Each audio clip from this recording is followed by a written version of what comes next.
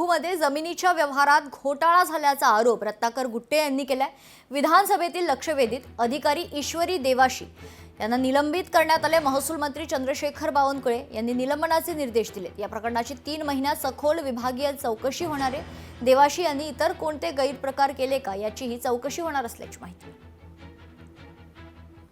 Specific प्रश्न असा आहे की विद्याधर राव यांच्या बनावट कुलमुखत्यार पत्राद्वारे शासनाची दिशाभूल आणि फसवणूक करून दुय्यम निबंधक मुंबई 31 यांनी नोंदविलेली दस्तक क्रमांक मुंबई 31/1473/2025 या दस्तावेजाची नोंदणी तत्काळ रद्द करण्यात यावी। शासनाचे रुपये 3,82,68,000 एवढे महसुली नुकसान करणाऱ्या केवळ एका प्रकरणातील रक्कम आहे। असे कित्येक प्रकरणात त्यांचा सहभाग असलेल्या तक्रारी आहेत। याबाबत सहनिबंधक ईडी देवसी यांचे तत्काळ निलंबन करून त्यांची SIT मार्फत चौकशी करण्यात येईल काय? तसेच त्यांच्या काळातील प्रकरणाची चौकशी करून शासनाचे झालेले महसुली नुकसान वसूल करण्यात येईल काय?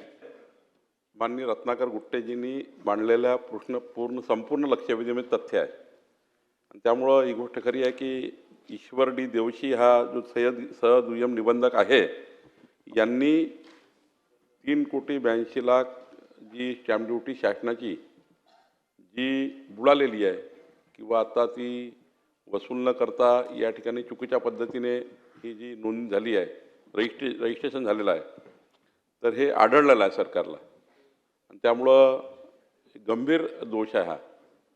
त्यामुळं ईश्वर डी देवशी यांना निलंबित करण्यात येत आहे। विभागीय चौकशी 3 महिन्यात पूर्ण करू, दोष निश्चिती करू आणि यापेक्षाही जास्त कडक शिक्षा याबद्दलची होईल। सस्पेन्शन हा काही फक्त आपण त्यातून दूर ठेवतो, सस्पेन्शन ही काही शिक्षा नसतं।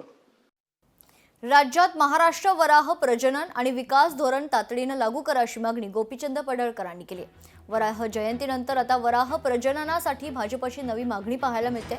भाजपचे आमदार गोपीचंद पडळकर यांनी विधानसभेत आज लक्षवेधी मांडली।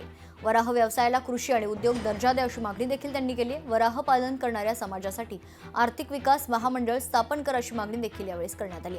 आधुनिक तंत्रज्ञानाचा वापर करून कत्तलखाने आणि प्रक्रिया उद्योग स्थापन करा अशी मागणी देखील केली।